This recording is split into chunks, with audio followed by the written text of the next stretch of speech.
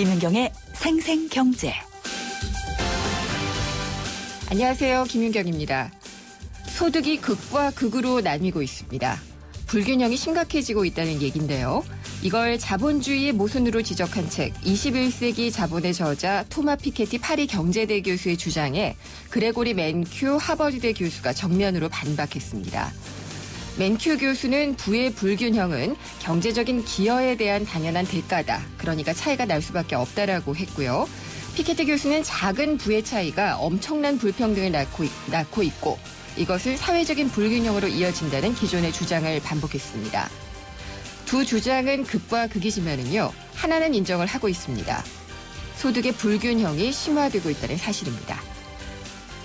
지난해 채소류 물가가 극과 극을 보였습니다.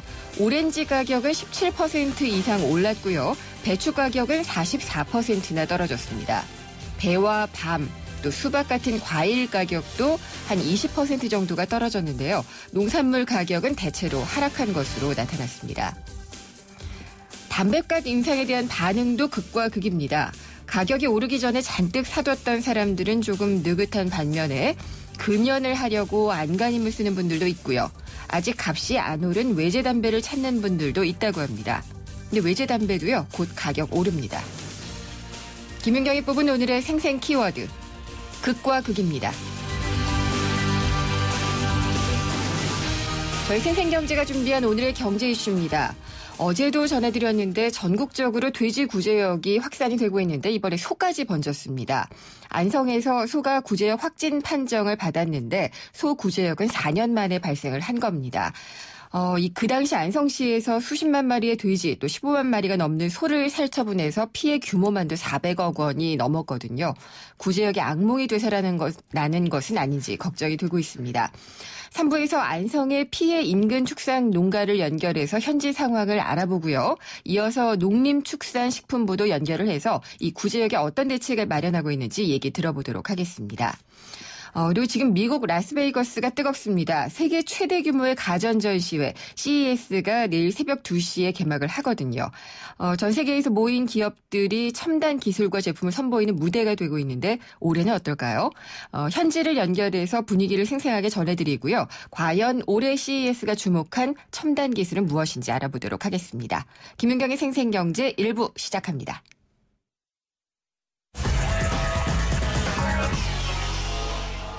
네, 오늘 증시 알아보겠습니다. 신한금융투자의 곽상준 PB팀장입니다. 안녕하십니까? 네, 안녕하십니까. 곽상준입니다. 예, 오늘 시작하고서부터 1900선 무너지고 시작했었는데 어떻게 끝났나요? 네, 1월달 증시가 전체 한 해 증시에서 일종의 바로미터 역할을 한다는 측면에서 보면 항상 1월이 어떻게 될지에 대한 기대감이 상당히 높은데요. 네.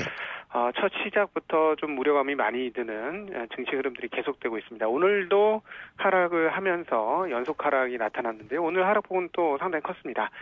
전일 대비 무려 33.30포인트, 1.74%나 하락하면서 1900에서도 한참 무너진 1882.45포인트를 기록을 했고요. 이에 반해서 이제 코스닥은 선전을 했습니다. 전일 대비 2.35포인트, 0.42% 소폭 하락하면서 558.90포인트를 기록을 했습니다. 그럼에도 불구하고 그나마 좀 선전했다라고 표현해도 과언이 아닐 정도인데요. 왜냐하면 일단 먼저 전일 마감했던 미국 시황 좋지 않았고 네. 유럽 시황도 3% 정도 수준의 하락을 기록한 국가들이 있었습니다. 그리스는 5% 정도의 하락을 했고요. 그리고 이웃 일본도 2.8%나 하락을 했습니다. 한국보다 1% 이상의 하락폭을 더 키워나가는 모습 보여주었고, 그리고 대만도 2.4% 정도의 하락을 기록을 했습니다. 그리고 지금 현재 운영되고 있는 홍콩도 1.4%. 그러니까 전 세계적으로 그리스 문제와 유가 하락에 의해서 주식 시장이 상당히 크게 타격을 받는 그런 하루였다, 이렇게 볼 수 있겠습니다. 그리스 여파가 제일 큰 거죠? 네, 그리스 여파가 상당히 크죠. 그리스가 과연 EU 진영을 빠져나가게 될 때 거기에 대한 충격이 굉장히 크지 않겠느냐라는 것이죠. 근데 이제 실제 분석가들 얘기를 들어보면 과거보다는 상당히 유럽이 준비가 되어 있기 때문에 그런 정도의 충격은 아닐 것이다라고 예측을 하고 있고요. 또 하나 한국 같은 경우는 항상 이렇게 어떤 해외 진영 쪽에서의 문제가 크게 생기면 그 IMF의 트라우마라고 표현해야 할까요? 어떤 그 심리적으로 굉장히 좀 패닉에 빠지는 경향들이 높습니다. 네. 그래서 시장이 많이 흔들리는데요. 그럼에도 불구하고 해외보다 덜 빠진 것은 그동안 오른 게 없었기 때문이다. 뭐 이렇게 볼 수 있겠고요. 그리고 사실은 실질적인 내용을 오늘 따져보면 저유가 피해주들이 주가 하락이 심했다. 네. 이렇게 표현하는 게 오히려 더 맞을 것 같습니다. 정유화학주들인가요? 네, 그렇습니다. 정유화학주들이 굉장히 그동안 잘 버텼는데요. 장중 WTI 기준으로 $50가 무너지자 한 차례 더 내리는 그런 모습을 보여주었고요. 또 하나는 그 조선업종들이 굉장히 많이 빠졌습니다. 이 조선업종들도 대표적인 저유가 수혜주인데 왜냐하면 조선으로 해운 운임을 담당하지 않습니까? 해운을 담당하지 않습니까? 이때 해운에서 비용이 가장 많이 드는 것이 유가인데요. 그러니까 네. 연료값인데 그 연료값이 지금 반토막이 났으니 지난 6월에 비해서 아무래도 신규 엔진이라든가 신조선에 대한 필요성이 상당히 떨어진다는 것이죠. 왜냐하면 과거 오래된 배들은 연비가 굉장히 좋지 않기 때문에 유가가 올라갈수록 새로운 배에 대한 수요가 높아지는데 그런 측면에서도 조선업종도 이렇게 주가 하락에 영향을 했고요. 또 하나 있습니다. 삼성그룹의 부메랑인데요. 네. 삼성그룹에서 두 개의 거대 기업이 상장을 했습니다. 바로 삼성 SDS와 그리고 제일모직인데요. 시가총이 굉장히 큽니다. 두 종목 합쳐서 한때는 50조가 넘는 흐름을 보여줬는데 이제 40조까지 내려왔습니다. 그러니까 이 주식들이 공모한 이후 엄청나게 높은 주가 상승을 통해서 시가총액에 진입을 했거든요. 그런데 이 주식들이 좀 많이 빠진 부분들이 좀 되돌림의 흐름들을 보여주면서 워낙 시가총액이 커서 시총에 영향을 많이 미치고 역시나 주가에도 영향을 많이 미칩니다. 그래서 이 주식들이 빠지게 되자 주가도 한 단계 더 내려가는 그런 흐름입니다. 그래서 이런 것들을 감안을 해보면 한국 시장 지수는 엄청나게 많이 빠졌습니다만 방어는 어느 정도 했다라고 볼 수 있겠고요. 그리고 앞서 말씀드린 삼성그룹주가 공모 이후에 주가가 워낙 많이 올랐기 때문에 이것들이 조금 더 빠진다면 주가의 하단은 덕분에 조금 더 내려갈 수 있지 않겠느냐. 네. 그럼에도 불구하고 한 1880 정도부터는 패닉에 빠지지 않고 마음을 지켜야 되는 그런 시점에 진입했다. 이렇게 보고 있습니다. 1880이요. 네, 1880 밑으로는 오히려 안 용기를 내려갈 내셔야 것이다. 되는 그런 국면이 아니겠느냐 이렇게 보고 있습니다. 그렇게 보시는 어떤 그 바탕이 되는 것은 뭘까요? 네네. 한국은 보통 1년 실적의 주가가 10배 내외에서 항상 움직여 왔습니다. 네. 그런데 최근에 그 주가가 못 오른 이유 중에 하나가 그 장부 가치 대비로는 굉장히 주가가 높지 않았음에도 불구하고 네. 실적 대비 주가가 조금 높았기 때문입니다. 근데 네. 주가가 하도 많이 빠지면서 이제 1년 실적 대비 주가가 한 10배 수준까지 떨어졌습니다. 네. 그래서 이런 정도라면 아무래도 하락에 대한 방어력은 상당히 생기지 않았냐. 그리고 또 하나 외국과 좀 다른 점은 일본도 그렇습니다만은 주가 많이 올랐지 않습니까? 네. 그런데 한국 같은 경우는 주가 오름폭이 크지 않았기 때문에 오히려 이런 하락 그런 기조에서는 남들보다 네. 충격파가 좀 덜하지 않겠느냐 알겠습니다. 이렇게도 보고 있습니다. 예, 감사합니다. 잘 들었습니다. 네, 고맙습니다. 신한금융투자의 곽상준 PB팀장이었습니다.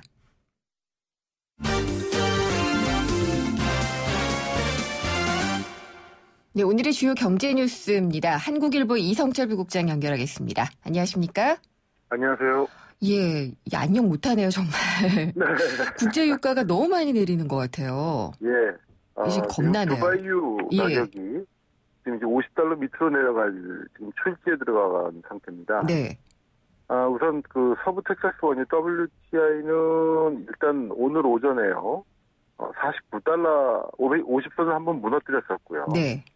브렌트유 같은 경우는 $53까지 내려갔는데 이제 우리가 제일 많이 수입하는 두바이유 같은 경우는 50.98달러에 거래가 됐습니다. 네. 오늘 하루 동안에만 $1 이상 떨어진 상태고 이거는 2009년 4월 이후 그러니까 5년 근 6년 만에 지금 가장 낮은 수준까지 떨어졌는데 이게 작년 이맘때가 $104였거든요. 네, 기억나요. 예, 네. 지금 $50니까 지금 1년 사이에 어쨌든 절반 이하로 떨어졌습니다. 그야말로 네. 어마어마한 폭락 속도라고 보여지는데, 지금 어쨌든 전체적으로 수급 상황 자체가 그렇습니다. 지금 수요는 그냥 고만고만한 상태인데, 공급은 계속 좀 늘어나고, 오히려 사우디 같은 경우는 지금 수출 가격을 인하를 했습니다. 네. 그리고 이라크 같은 경우는 이번 달 수출 물량이 1980년 이후 지금 최고치가 될 것이라고 그러고 러시아 같은 경우도 지금 생산량을 계속 늘리고 있는 상태입니다. 어떻게 보면 약간 그 산유국 간의 치킨 게임 같은 양상이 벌어지고 있는데 네. 가격이 떨어지고 있음에도 불구하고 최대 산유국인 사우디는 가격을 더 내리고 또 다른 산유국들은 생산량을 늘리고 하는 그런 상황이다 보니까 지금 유가가 계속 떨어지고 있는데 기본적으로 사우디의 입장은 뭐 제가 여러 차례 말씀을 드렸습니다만 가격을 더 낮춰서라도 미국이라든가 미국 셰일오일 업체라든가 러시아라든가 브라질이라든가 이런 경쟁국들을 고사시키겠다는 기본적인 그런 전략을 가지고 있기 때문에 네. 일단 값을 계속 낮추고 양을 늘리는 그런 전략을 지금 취하고 있고 그러다 보니까 다른 산유국들은 울며 겨자 먹기식으로 가격이 안 되니까 양을 늘려서라도 수입을 좀 늘리려는 네. 그런 기조를 가지고 있고 수익이 얼마나 떨어질지 모르겠습니다만은 이제는 조금 좀 부담스러운 상황까지 온 것이 아닌가 하는 생각도 듭니다. 사우디 내부적으로는 아마 계산이 있을 텐데 언제까지는 이걸 유지하다가 뭐 안 되면은 감사를 하겠다 이런 방침이 있지 않을까 싶기는 해요. 어느 마지노선은 있겠죠. 마지노선은 예. 있는데 사실은 그 마지노선이 뭐 $40다, $30다 이렇게 얘기하기는 어려울 것 같고요. 네. 그 이른바 경쟁 업체들, 미국의 셰일오일 업체들이 서서히 이제 속된 말로 좀 나가 떨어지는 네. 그 시점까지는 아마 계속 이런 전략을 추구하지 않을까 싶습니다. 이렇게 너무 많이 떨어져도 걱정일 줄은 몰랐네요, 정말. 예. 예. 현대자동차 그룹이 10조 원으로 한번 놀라게 하더니 한전부지 살 때요. 네. 이번에 올해부터 2018년까지면은 3년간인가요? 81조 원에 달하는 투자를 하겠다라고 밝혔네요. 예. 올해부터 2015년부터니까 15, 16, 17, 18, 그러니까 4년 동안 81조 원에 달하는 굉장히 큰 투자 규모 계획을 내놓았습니다. 물론 여기에는 아마 한전부지, 예. 거기 이제 건립 계획, 사옥 설립 계획 이런 것도 이제 포함이 된 것으로 보여지는데 어찌되었든 시설 투자에 49조 원, 연구개발에 31조 원을 쏟아붓겠다라고 얘기를 했습니다. 연평균으로 따지면 20조 원을 넣겠다는 얘기인데 네. 2014년, 그러니까 작년에 투자액이 15조 원이었거든요. 그러니까 작년 역대 최대액인 작년보다도 35% 이상 늘어난 투자 네. 계획을 밝혔습니다. 여기에 보면은 이제 아무래도 친환경 자동차라든가, 예. 스마트 자동차 이런 미래차 관련 핵심 기술 개발에 가장 많은 돈이 들어갈 것 같고요. 그리고 현대차 그룹에 속해 있는 현대제철의 경우, 지금 자동차가 이제 경량화 바람이 굉장히 강합니다. 그렇죠. 연비를 줄이기 위해서 예. 가급적이면 가벼운 소재를 쓰는 쪽으로 투자를 늘려가고 있는데, 그런 데 맞춰가지고, 이런 자동차용 강판들을 좀 더 가볍고 튼튼하게 하는 그런 쪽에 투자할 것 같은데, 글쎄 이제 뭐 실제로 이렇게 될지는 지켜봐야 알겠습니다만은 어쨌든 어마어마한 투자 계획을 내놓은 건 분명한 사실인 것 같습니다. 네. 현금 여력은 있나 봐요. 글쎄 이제 뭐 이걸 100% 다 예. 벌어들이는 그 수입 금액, 그러니까 벌어들이는 그 영업이익을 가지고 할지 뭐 일부 또 뭐 부채를 내서 할지 네. 그건 모르겠습니다만은 지금 어쨌든 현대차 자체로서는 굉장히 지금 뭐 이 한전부지 사옥 짓는 건 사실 어떻게 보면 부차적인 문제고요. 네. 지금 자동차 시장 경쟁이 워낙 그렇죠. 경쟁이 가열되고 있고 예. 이 리만 사태 이후에 글로벌 업체들이 잠시 주춤하는 사이에 현대차가 굉장히 빠르게 질주하지 않았습니까? 그랬었죠. 근데 이제 다른 글로벌 경쟁 업체들이 이제 다시 반격을 하다 보니까 현대차로서는 사실 추가적인 더 늘려야 되고 시장 점유율을 더 늘려야 되고 더 이 시장 영향력을 높여가야 되는 상황인데 네. 이게 한 1년 전부터 지금 좀 뭐랄까요 교착 상태에 빠졌다고 할까요? 발목을 잡혔다고 할까요? 네. 좀 비참한 그런 모습을 보이고 있기 때문에 여기서 한 단계 사실 뛰어나가지 못하면은 그냥 계속 요만요만한 상황에서 머물 수밖에 없는 상황이죠. 이제는 자동차 업체끼리만 경쟁하는 게 아니라 뭐 구글 같은 IT 업체들도 자동차를 하잖아요. 자동차의 전체 이 부품의 한 7, 80%가 이제는 전자제품입니다. 네. IT 제품이고요. 그러니까 어떻게 보면은 자동차는 껍데기만 강철로 되어 있지 그 내부는 전자 부품이기 때문에 사실은 네. 자동차 회사와 전자 회사의 구분이 요즘은 없는 상태죠. 네, 무한 경쟁 시대에 놓였기 때문에 투자는 많이 해서 개발은 해야 될 것 같기는 한데 네. 어쨌든 잘 되어야겠죠. 은행 연체 이자율이 조금 내려간다고 하네요. 네, 이달 말부터 은행 연체 이자율, 지금이 대략 대출하고 나서 대출금을 제때 이자를 내지 못하고 원금을 제때 갖지 못해서 내는 연체 이자율이 연 17에서 21% 정도 달하고 있는데요. 이게 연 최고 15%까지, 그러니까 뭐 경우에 따라서 2 내지 한 6%포인트가 인하가 된다고 합니다. 네. 이제 시중금리가 내려가니까 이런 네. 연체 관련 이자율도 낮아지는 거 당연한 건데, 그동안 은행들이 좀 미적거리다가 이번 내리긴 했는데, 그럼에도 불구하고 한 가지 또 아쉬운 거는 이거보다도 이 대출 상환 수수료라고, 그러니까 만기 전에 갚을 때 수수료 좀 내는 거 있지 않습니까? 예.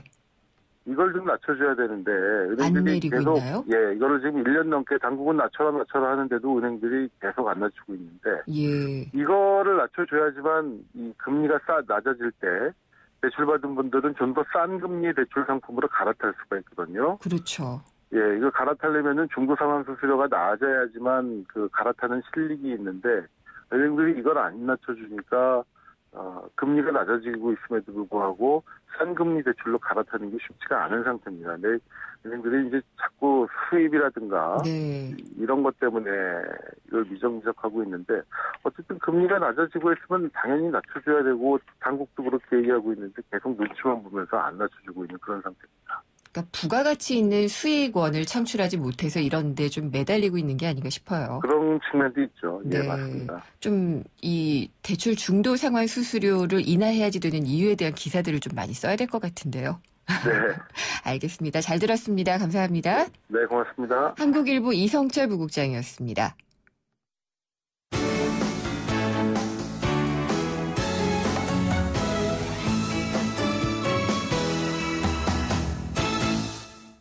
생생경제 일부 함께 하셨습니다. 세계 최대 규모의 가전전시회 CES가 내일 새벽 2시에 드디어 개막을 합니다.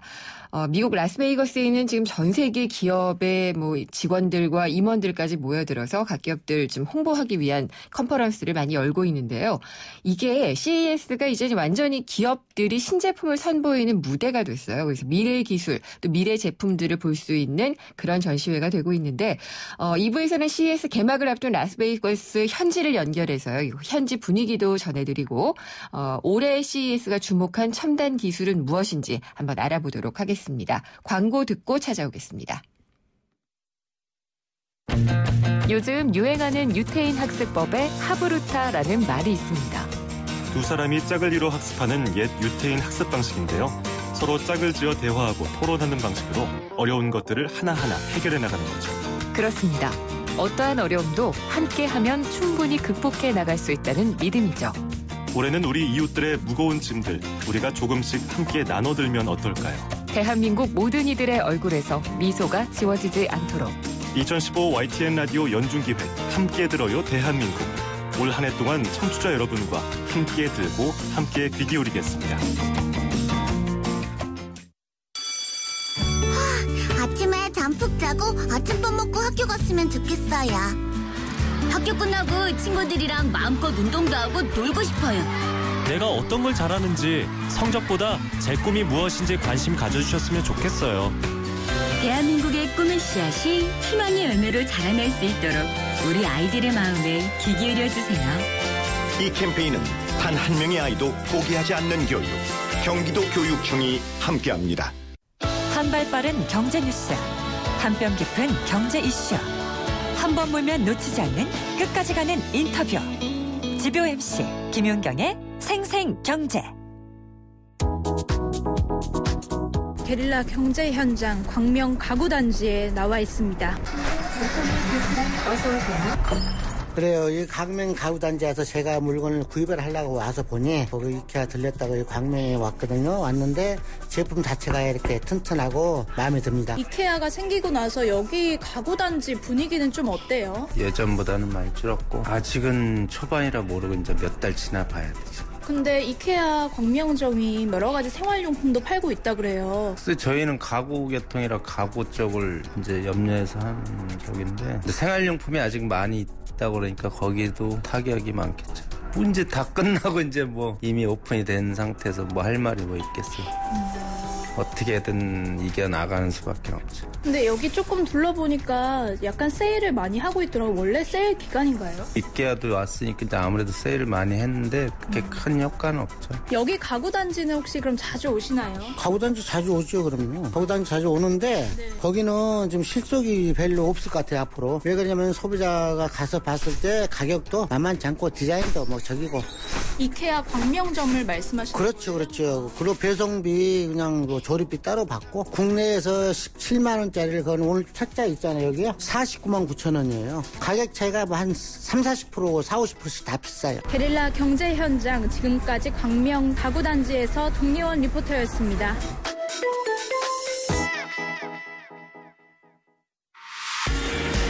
오늘 당신이 꼭 알아야 할 가장 중요한 경제 뉴스는 미국 라스베이거스 현지에서 전해드리는 세계 최대 규모의 가전 전시회 2015 CES입니다. 네, CES 세계 최대 규모의 가전 전시회인데요. 우리 시간으로는 오늘 자정이 되나요? 새벽부터 미국 라스베이거스에서 개막을 합니다. 지금은 한참 준비 중이고 기조연설 같은 것들도 좀 하고 기조연설은 아직 아니겠죠. 업체들이 참가해서 컨퍼런스를 열기도 하고 그러고 있는데요. 우리나라에서도 많이들 참석을 했고 삼성전자 윤부근 사장은 사물 인터넷에 대한 이야기를 아주 강조를 해서 한 것이 전해졌습니다. 사물 인터넷. 예전에는 가전쇼 그러면 진짜 뭐 TV 이런 얘기만 하다가 좀 굉장히 차원이 달라진다 이런 생각이 좀 드는데요. 현지에 취재 나가 있는 기자를 연결을 해보려고 합니다. 한경닷컴의 김민성 기자를 연결해서 올해 CES의 주제는 어떤 것이고 지금 CES가 보여주려고 하는 미래 기술은 어떤 것인지 살펴보도록 하겠습니다. 김민성 기자 연결됐나요? 안녕하십니까? 네, 안녕하세요. 김민성입니다. 네. 거긴 지금 몇 시예요? 여기는 지금 1월 5일 월요일이고요. 예. 네, 밤 10시 30분입니다. 피곤하시겠네요. 네네. 그 현지 열기가 뜨거워서 뭐 피곤을 느낄 사이도 없을 것도 같기도 하고요. 네, 사실 오늘 그 아침 8시부터 그 LG전자 등 유수업체들이 컨퍼런스를 일제히 시작했습니다. 네. 그래서 개인적으로는 지금 한 12시간째 깨어서 일을 하고 있는 것 같습니다. 그 기자로서 굉장히 좋은 일이죠. 네네. 네. 어때요? 좀 보니까 현지 분위기는 어떤가요?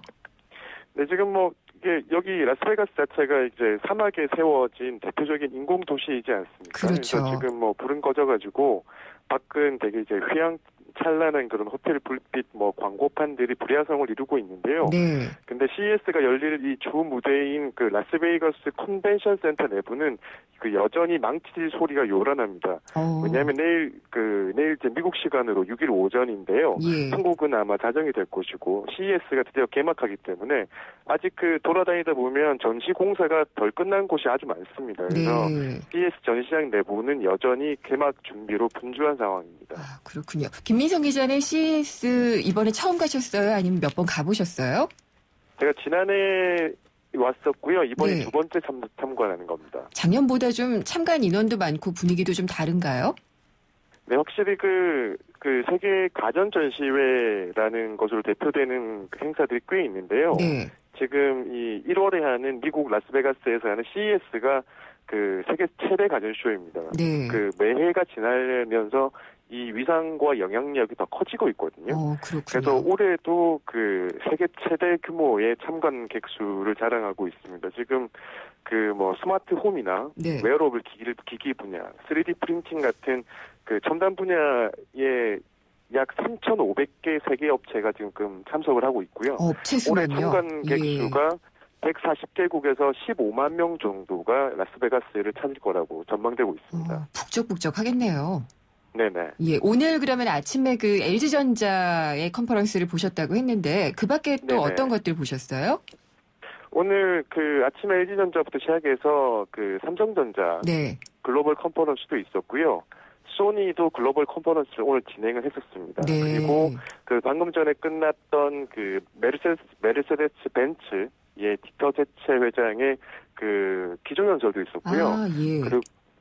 그리고 삼성전자 윤부근 그 소비자 가전 부문 대표이사도 그 그 CES 기조연설을 진행해서 예. 많은 그 컨퍼런스 공간과 전시 공간에 다녀왔습니다. 근데 이번에 기조연설자 5명 중에 2명이 자동차 CEO죠. 네, 맞습니다. 예, 그래서 이 자동차 CEO, 특히 지금 방금 전에 디터 제체 벤츠 CEO 기조연설이 끝났다고 했는데 어떤 것들을 좀 이야기를 하던가요?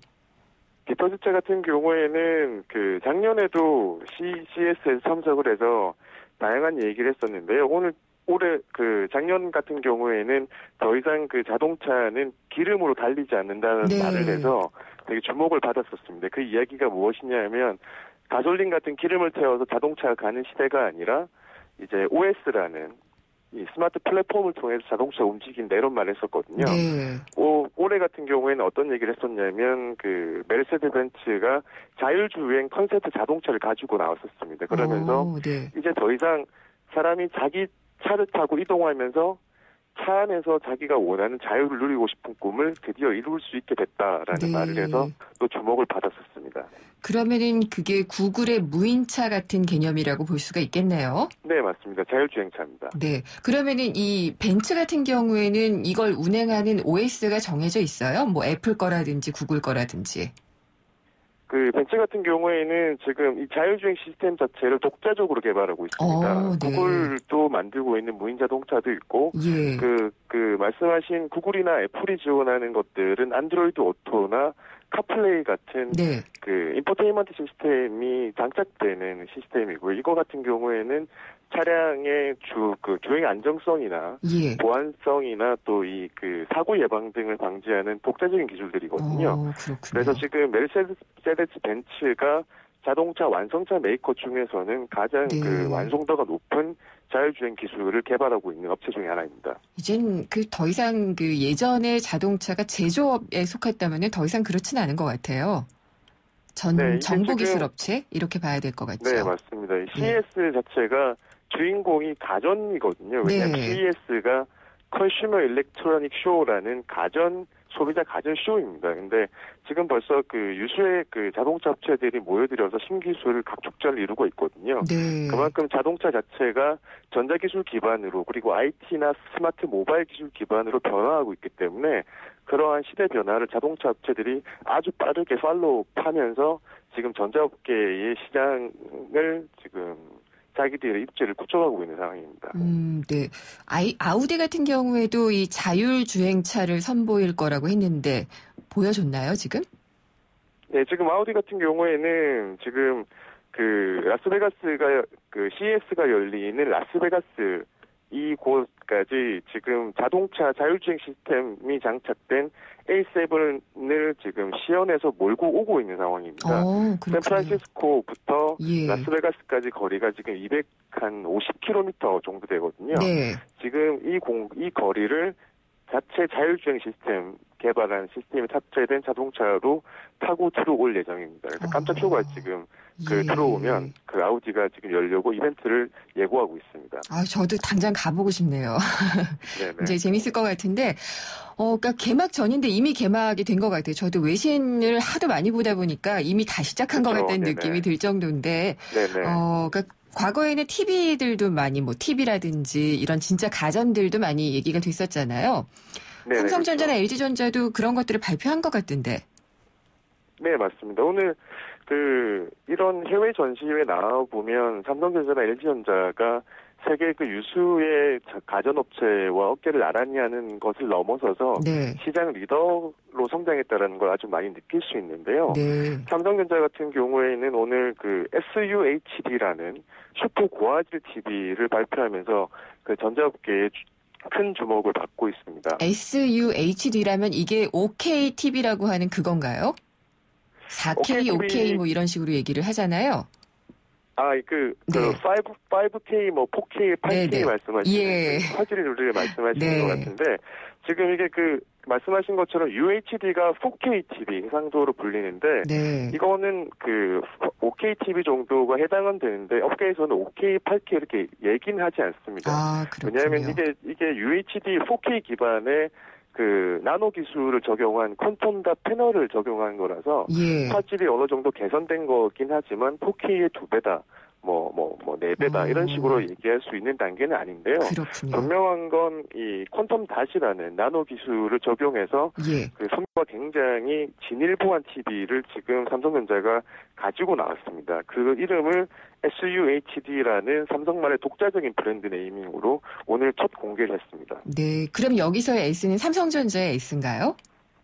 네, 이건 삼성전자에서 내놓은 TV가 SUHD고요. 네. LG전자도 그 퀀텀 닷을 적용한 TV를 내놓긴 했지만 LG전자는 삼성전자와는 다르게 그 유기발광 다이오드라고 하는 OLED 기반 그 TV 제품을 주력으로 생산하고 있습니다. 그래서 LG전자는 올해도 그 대화면 화질이 더 개선된 OLED 대형화 제품들을 가지고 CES를 찾았습니다. 근데 이 삼성전자가 지금 김민성 기자 설명으로는 퀀텀 닷, 그러니까 양자점을 이용한 그런 그 화상을 구현을 했다라고 했는데 그게 아니라고 부인을 한다면서요? 이게 좀 이게 설왕설래가 있는데요. 이게 퀀텀 닷이 올해 CES TV 부분에 그 가장 최대의 키워드가 될 것이다라고 그 전망을 계속 많이 해왔습니다.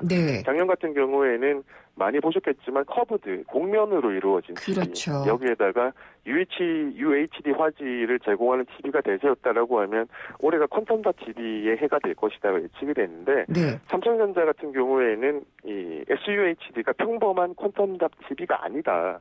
라고 좀 분명히 선을 긋고 있는데요. 그 이유가 아무래도 작년에 그 중국 업체인 TCL이 먼저 그 퀀텀 닷 TV를 그 출시를 했었거든요. 선보이기도 했었고 삼성전자 같은 경우에는 이 SUHD가 이 나노 기술을 적용한 퀀텀 닷 기술뿐만 아니라 그 굉장히 그 컨텐츠 파트너들과 고해상도 UHD 컨텐츠를 제공하는 파트너십도 체결을 했고 그리고 이번에 되게 큰 차이점으로 타이젠이라고 불리는 독자 OS, 그러니까 타이젠 연합이 개발하는 OS인데요. 타이젠 기반의 그 스마트 TV를 출시했다라는 점을 같이 부각해서 퀀텀 닷과 같은 개념이 아니다. 동일성상이 아니라 훨씬 진일보한 TV이고 새로운 카테고리 제품이라고 얘기하고 있습니다. 그러니까 퀀텀 닷을 TCL이 먼저 선수를 쳤기 때문에 아무래도 그것보다 진일보한 것을 강조를 하고 있는 모양이네요. 네, 맞습니다. 네. 그리고 윤부근 대표가 기조연설을 했죠. 어떤 얘기들 했죠? 네, 맞습니다. 오늘 저녁, 한국, 여기 라스베가스 시간으로 오후 5시에 윤부근 대표가 개막 기조연설을 했는데요. 윤부근 대표는 삼성전자의 소비자 가전 부문 대표이사입니다. 지난해 독일 베를린 9월에 베를린에서 열렸던 IFA 때도 윤부근 대표가 기조연설을 했었는데요. 그만큼 한국 가전업체의 수장이 CES 같은 큰 행사에 기조연설자로 나서는 것도 이제 일상이 되고 있습니다. 그만큼 한국 위상이 높아진 뜻일 건데요. 윤 대표가 오늘 말한 주제는 IoT의 무한한 가능성을 열다라는 주제였습니다. 사물 인터넷. 오늘 네네 맞습니다. IoT가 사물 인터넷인데요.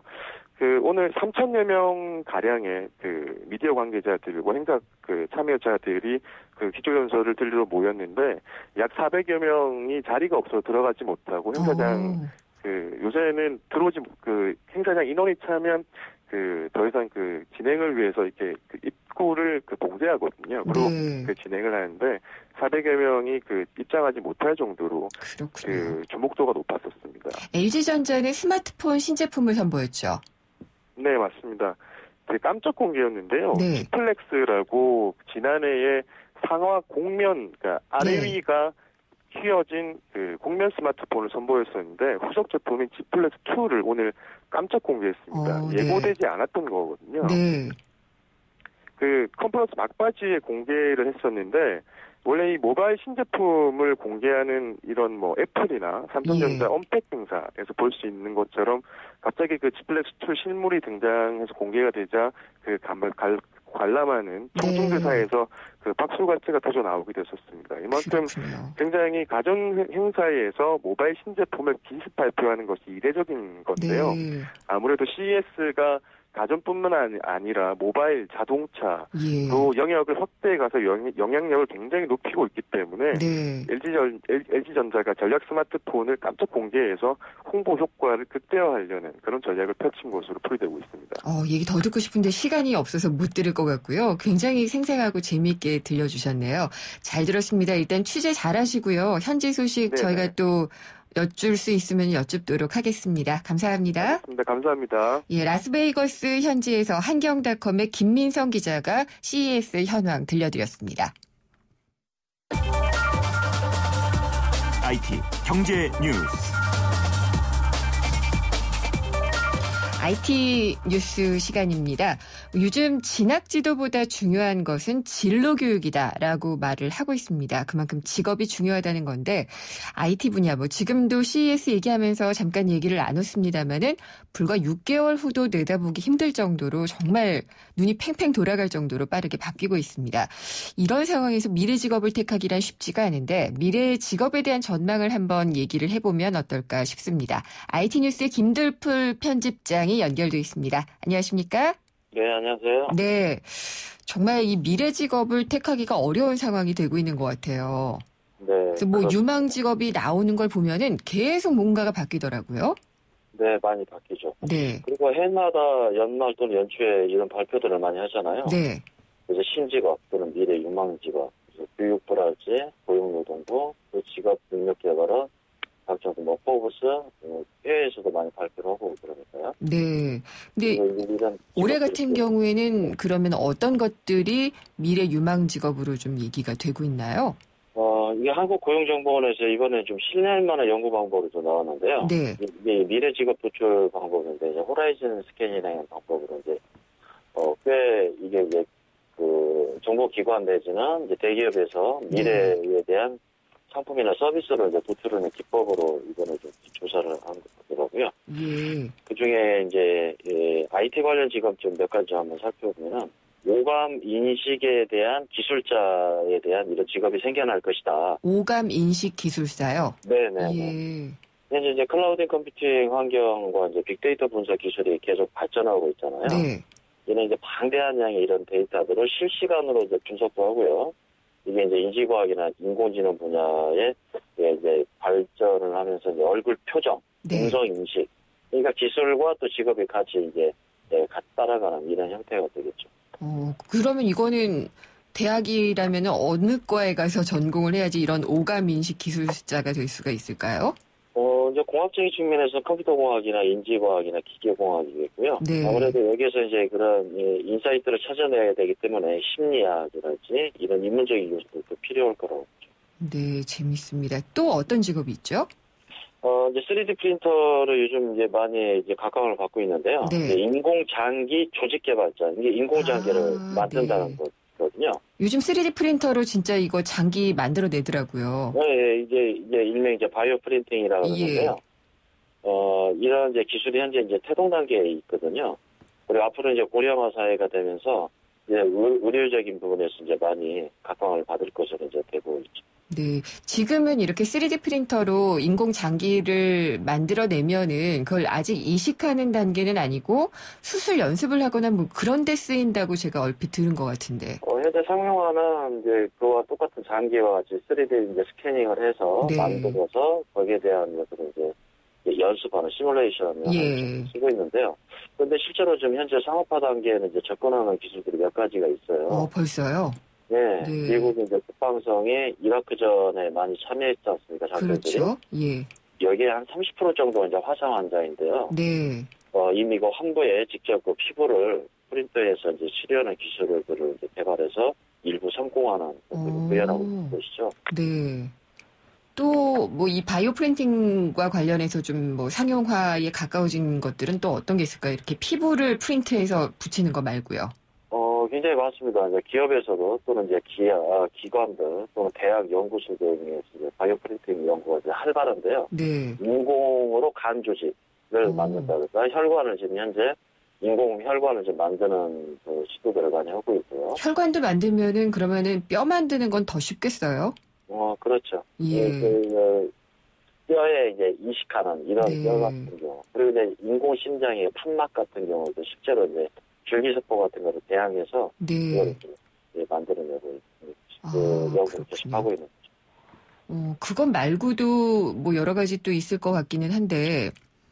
몇 가지 더 보면 이제 탈부착 근골격 증강기 연구원. 무슨 얘기냐면요. 네. 이제 노화가 진행이 되잖아요, 우리 인체가. 그렇죠. 이제 근육이 이제 힘이 빠지고 또 거기에 대해서 이제 그 보완해 주는 건데 아이언맨 슈트라고 생각하시면 될 것 같아요. 아이언맨 슈트요? 네네. 현재 이거 미국에서 이제 개발된 이제 근육을 강화시켜 준다는 얘기인데, 네. 이제 100kg의 물체를 들고 있어도 한 17분의 1 정도 무게를 느끼게 해준다는 거. 엄청나게 좋은데요? 네, 이제 60kg의 분장을 맨 채로 이제 험준한 산도 한 시속 16km 정도 뛰어다닐 수 있는 이런 근육 공격을 보완해주는 이런 장비들을 이제 만들어내고 있고요. 우리나라에서 국방과학연구소에서도 이런 계속 연구하고 있습니다. 네, 사물 인터넷 관련 직업도 있을 것 같은데요. 아무래도 이제 그 사물 인터넷 하면 이제 연결을 얘기하는데요. 이제 모든 사물들에 대한 이제 데이터를 인식하기 위해서 이제 범주도 구분하고요. 여기에 대한 개체별로 식별할 수 있는 분류 체계도 개발하고 표준화 작업도 하고 이런 인증을 하고 있다는 이런 이제 인증원들이 앞으로 필요할 것이다라고 생각하고 것이죠. 그렇군요. 빅데이터라든지 클라우드 관련한 직업은 어떤 게 있을까요? 아무래도 이제 빅데이터는 이제 방대한 데이터이다 보니까 기억 대리인. 기억을 대리해 주는 건가요? 네네. 개인의 출생부터 사망의 일위까지 모든 어떻게 보면 뭐 자서전 같은 거라고 이제 데이터로核심이 될 것 같고요. 네. 이게 이제 각각의 의뢰를 할 것이다. 향후에는 뭐 이런 것들이고, 그다음에 이제 클라우드도 마찬가지로 여기에 대한 것들 많이 나오고 있죠. 아니 이렇게 대신 기억해주면은 잊혀질 권리는 어떻게 되는 건가요? 그러니까 구글이 잊혀질 권리를 얘기를 하면서 이슈가 한참 됐었잖아요. 네, 안 그래도 이제 거기 관련된 이제 직업도 이번에 이제 도출이 됐는데요. 네. 데이터 소거와 데이터를 없애주는. 네. 그래서 이제 이런 직업들이 앞으로 이제 많이 이제 찾아질 거다, 나올 것이다라고 이제 예측을 하는 것들이죠. 네, 이거는 지금 많이 생기고 있는 것 같아요. 네네, 맞습니다. 지금 현재 그 기업들이 일반 관련된 비즈니스 모델들이 만들어지고 있고요. 거기에 따른 이제 또 수요도 좀 증가하고 있고 되는 것 같습니다. 그 밖에 좀 눈에 띄는 신종 직업들은 또 어떤 게 있을까요? 아바타 개발자라고 해가지고요. 이번에 나온 그 미래 기술 중에 아무래도 이제 홀로그램들이 이제 더 발달되고 영화 마이너 리포터처럼 이제 거기에 대한 이제 설계를 해주는 형태. 그러니까 나를 대신해서 현재 그 영국에서는 아바타로 메시지를 보내는 스마트폰에 이런 이제 상용화 기술이 이제 선보였거든요. 네. 그러니까 이제 맞춤형으로 개인으로 그런 아바타 개발자들이 이제 생겨나겠다는 거죠. 그렇군요. 굉장히 다양한 직업들이 나올 수 있을 거란 생각이 드는데 이 중에서 뭔가 하나라도 좀 접근을 해봐야 되는 게 아닌가 이런 생각이 들기도 하네요. 이거는 이건 것 같아요. 전에 뭐 10년 전에도 인터넷 정보 검색사라는 이제 직업들이 향후에 뜰 것이다라고 이제 전망을 했잖아요. 네. 근데 이제 이게 미래에 대한 예측인데 정확히 그게 현재 수요는 이제 거의 없어졌지 않습니까? 네. 근데 여기에서 우리가 인사이트를 찾고 대신 이제 그 정보라는 게 엄청난 양으로 늘어날 것이다라는 그런 이제 아우라를 잘 우리가 봐야 되겠죠. 네. 예. 알겠습니다. 오늘 말씀 잘 들었습니다. 감사합니다. 네, 고맙습니다. 김들풀 IT 뉴스 편집장이었습니다.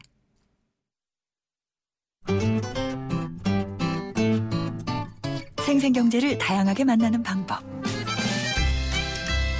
YTN 라디오 앱 예스와 웹사이트 김윤경의 생생경제 또는 트위터 YTN_이코노미로 실시간 듣기와 다시 듣기를 하실 수 있고 방송 내용에 대한 문의와 의견을 주실 수 있습니다.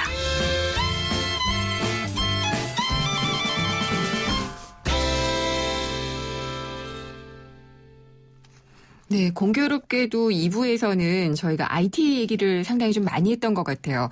지금 미국 라스베이거스에서 CES 국제 가전쇼가 열리고 있는데요. 정말 다양한 기술들이 선보이고 있고 특히 한경닷컴의 김민성 기자 연결해서 들어보니까 자동차 업체들이 많이 참여를 해서 이제 자동차는 더 이상 어떤 제조해서 그냥 달리는 가솔린을 넣어서 달리는 그런 것이 아니라 컴퓨터다. 컴퓨터가 굴러간다라고 생각을 하면 될 것 같아요. 그래서 소프트웨어가 중요한 것이 자동차구나 이런 생각을 해봤고 또 IT 뉴스 시간에는 IT 기술이 발전을 하면서 새롭게 또 늘어나고 있는 직업들을 살펴봤는데 예전에는 정말 정보 검색 기술사 자격증 하나 따면은 평생 먹고 살 수 있겠지라고 했던 시절이 정말 있었던 것 같습니다. 근데 저희 더 이상은 그런 세상도 아닌 것 같고요. 점점 빠르게 발전하고 있어서 저희도 빨리빨리 변화를 하지 않으면 안 되겠다라는 생각을 좀 해보게 됐습니다. 그리고 어제 저희가 전국적으로 돼지 농가의 구제역이 확산되고 있어서 비상이 걸렸다라는 얘기를 전해드렸는데 아니나 다를까 소도 지금 구제역에 걸려서 확진 판정을 받았다는 소식까지 이어지고 있습니다. 소 구제역 같은 경우에는 4년 만에 발생을 한 건데 문제는 4년 전에 안성시에서 수십만 마리의 돼지 그리고 15만 마리가 넘는 소가 살처분되면서 비용으로는 한 400억 원 정도의 피해를 입혔었거든요. 그 악몽이 되살아나는 것이 아니냐라는 우려가 제기가 되고 있습니다. 방역당국이 우려가 현실화되기 전에 제대로 대처해주기를 바라는 것밖에 지금 방법이 없는 것 같은데 농식품부 같은 경우에는 면역이 잘 형성되지 않은 개체에서 한정적으로 발생한 것으로 추정한다라고 얘기를 하고 있고요. 또 해당 농장의 다른 소들은 94%의 항체 형성률을 보였다라고 얘기를 하고 있습니다. 그러니까 항체가 형성이 됐으면은 감염은 되지 않겠죠. 그리고 소 구제역 같은 경우에 전국적으로 확산될 가능성은 낮다라고 설명을 하고 있습니다. 잠시 후 3부에서 저희가 이 안성의 피해 농가 인근에 있는 축산 농가를 연결해서 현지 상황 좀 들어보겠고요. 이어서 농림축산식품부도 연결을 해서 소 농가까지 덮친 구제역 어떤 대책이 마련되고 있는지를 집중적으로 얘기를 들어보도록 하겠습니다. 궁금한 점이나 의견 있으면 보내주십시오. 문자는 짧은 문자는 50원, 긴 문자는 100원이 부과되는 휴대전화 우물정의 0945번 또 YTN 라디오 앱 예스나 웹사이트로 남겨주시면 됩니다. 저희 페이스북과 트위터도 있습니다. 주소는 페이스북은 YTN 라디오 이코노미, 트위터는 YTN_이코노미입니다. 내신 뉴스 듣고 생생경제 3부에서 뵙겠습니다.